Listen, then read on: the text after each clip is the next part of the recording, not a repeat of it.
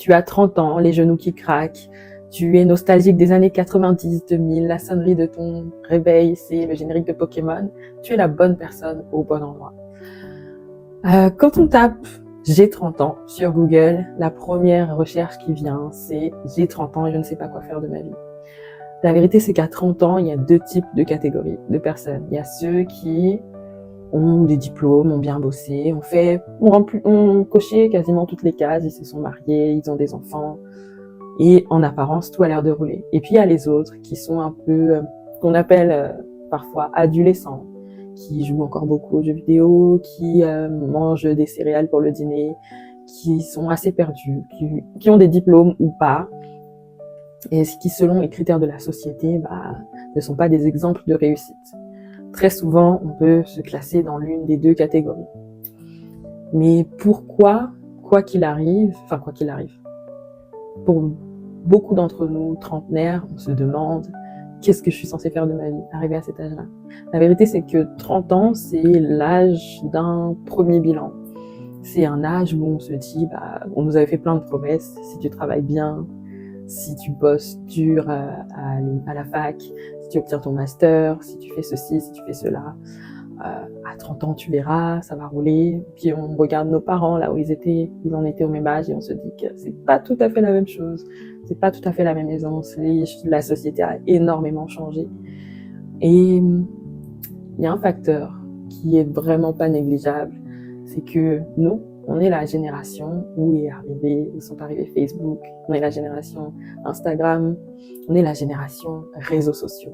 Et qui dit réseaux sociaux dit fausseté, artifice, superficialité. Pas que, bien évidemment, il y a aussi de très bonnes choses sur les réseaux sociaux. Mais en fait, on est une génération qui a commencé à beaucoup se comparer.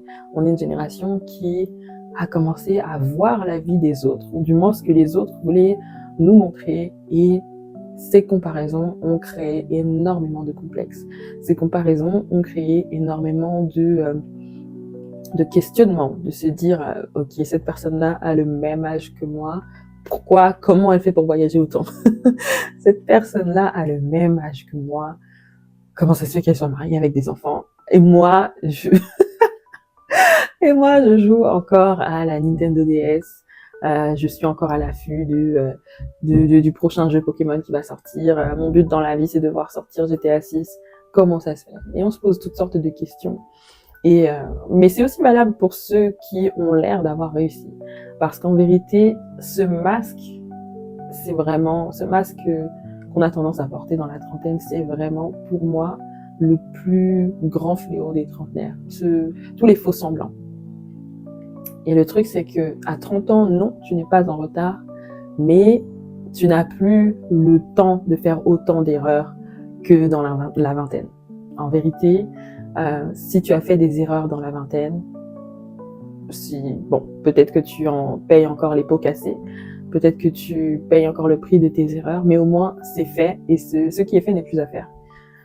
À 30 ans, il y a des choses qu'effectivement on ne peut plus se permettre. Cette vidéo ne va pas servir à passer la pommade, on n'est pas là pour ça, on n'a plus le temps pour ça, mais cette vidéo va, j'espère quand même, servir à remonter le moral de quelqu'un, à remonter l'espoir de quelqu'un, rebooster quelqu'un qui va comprendre que non, tu n'es pas en retard, mais il est temps de courir. Parce que on a tous été créés pour un but. On a tous été créés avec une mission. On a tous été créés avec une destinée bien précise. Ça, je le crois fermement. On n'est pas là pour faire métro, boulot, dodo. On n'est pas là pour se laisser vivre, apéro avec les potes, faire la fête tous les week-ends, aller danser sur les mêmes chansons. Tous les week-ends, aller dans les mêmes bars. Tous les week-ends, répéter la même routine avec les copines. Une routine qui, en fait, ne nous rend même pas heureux. Une routine qui ne nous apporte aucune satisfaction. C'est une routine qui peut-être même pas nous fait du bien sur le coup. Et puis, quand on se retrouve seul avec ses pensées, on se dit, mais qu'est-ce que je fais de ma vie? Eh bien, la vérité, c'est que peut-être qu'aujourd'hui, tu ne sais pas Tu ne sais pas ce que tu es censé faire de ta vie. Tu ne sais pas ce que tu es en train de faire de ta vie. Tu te demandes, mais à quel moment est-ce que ça a dérapé? Quand j'étais petite, c'est pas ce que j'imaginais de ce que j'accomplirais de ma vie. Mais ce n'est pas grave, il est encore temps de te rattraper, il est encore temps d'apprendre à te découvrir, il est encore temps d'apprendre à te connaître, il est encore temps d'apprendre qui tu es véritablement. Mais pour cela, en fait, il faut que tu t'imagines devant un miroir. Si tu veux vraiment apprendre, analyser les traits de ton visage, tu ne peux pas te placer devant un miroir avec un masque. Alors je t'invite à retirer le masque, le déposer une bonne fois pour toutes et regarder la personne qui est en face de toi. Apprendre à connaître cette personne qui est en face de toi, apprendre à aimer cette personne qui est en face de toi. Et tu verras que plus tu apprendras à te connaître, plus tu en apprendras sur ton identité, plus, j'ai même envie de dire, je devrais pas utiliser le tu. On est ensemble, on est vraiment ensemble dans ce train-là. Plus on en apprendra sur nous-mêmes, plus on comprendra pourquoi on a été créé, ce qui est, disons, attendu de nous, les missions qu'on est censé accomplir. Parce que quand, disons, quand un soldat est équipé, selon les équipements qu'on lui donne, ou même un ouvrier, selon les équipements qu'on va lui donner, on comprend la mission qui lui est, qui va avec ces équipements. Si on prend